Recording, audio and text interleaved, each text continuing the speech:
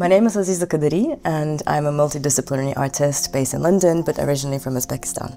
I work a lot with experimental textiles and costume because of my background in theatre.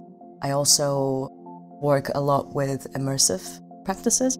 I kind of look at this interaction between cultural heritage and technology as well. Das Zeppelin-Archiv gehört zu einem der ältesten Unternehmensarchive. Aziza ist für eine ganze Woche bei uns.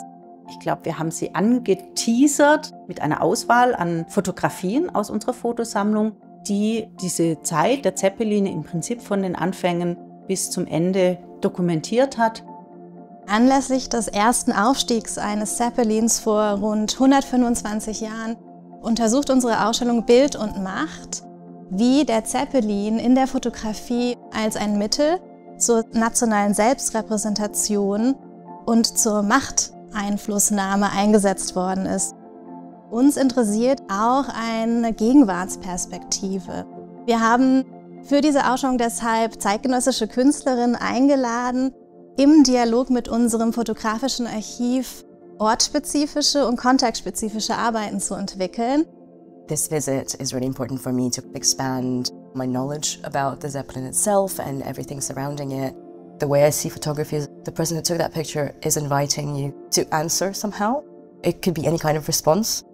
The installation is going to be this kind of exploration of the idea of a Zeppelin and the image of the Zeppelin from the perspective of an outsider.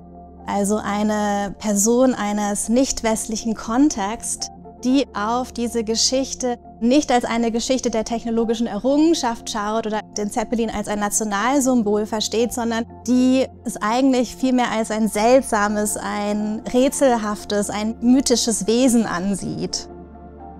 I want to create this fable, let's say, about the Zeppelin that is told by a woman from Central Asia, and also kind of emphasize the women's perspective, because it's something that hasn't been explored that much.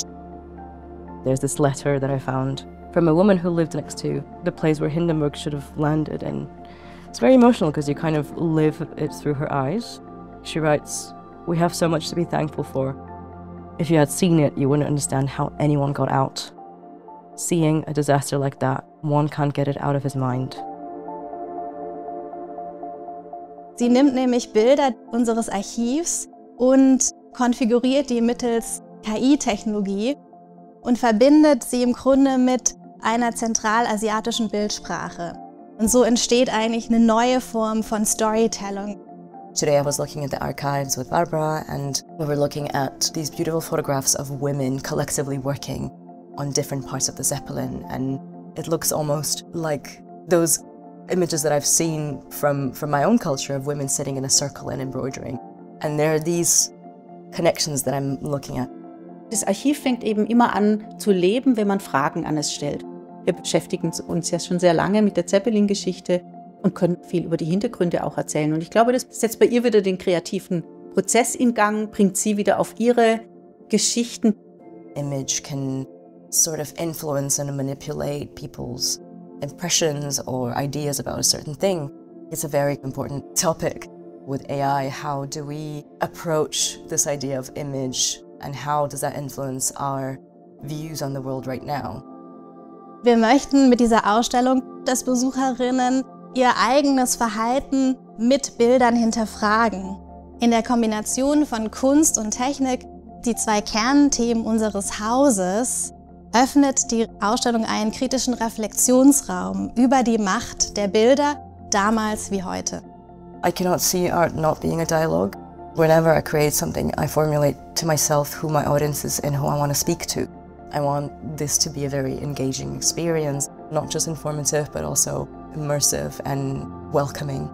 And if what you get from the installation is also something that touches you emotionally and you can't really quite explain why, I think it's a great outcome.